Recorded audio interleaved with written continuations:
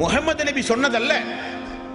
இன்ஹுவ இல்லா வஹய்ய யூஹா, அவர் பேசுவதெல்லாம் என்னுடைய இறை செய்தியைத்தான் என்று அல்லாஹ் சொல்கிறான். அவருடைய கற்பனைக்கு உதித்ததல்ல திருக்குரான், அவருடைய சொந்த வாழ்வல்ல திருக்குரான். அதனுடைய ஒரு வார்த்தைக்கு சொந்தக்காரன் அல்லாஹ் ரப்பல் ஆலமீன் மட்டும்தான்.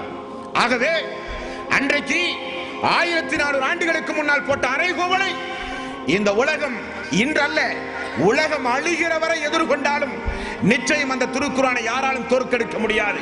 அப்படிப்பட்ட பொக்கிஷம் உங்களுக்குரியது.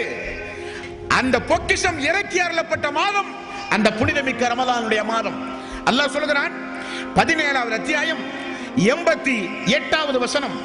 இந்த வசனத்தில் அல்லாஹ் ரப்பல் ஆலமீன் சொல்கிற அறைகூவலை பாருங்கள். திருக்குரான் என்ன பொய்யா? திருக்குரான் இறை வேதமா? திருக்குரான் இறை வேதத்திற்கு உண்டான தகுதி உண்டா?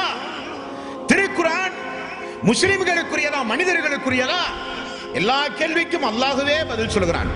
17வது அத்தியாயம் 88வது வசனம்.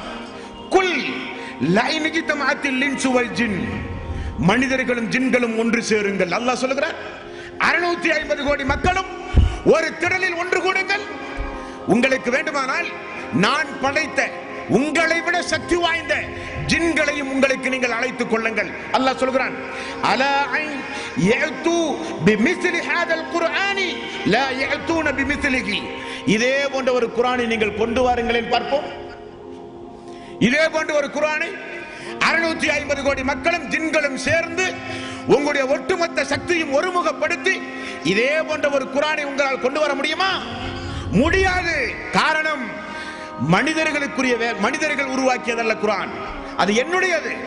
நான் ஜிப்ரீல் மூலம் எனது தூதர்களுக்கு நான் கொடுத்தது.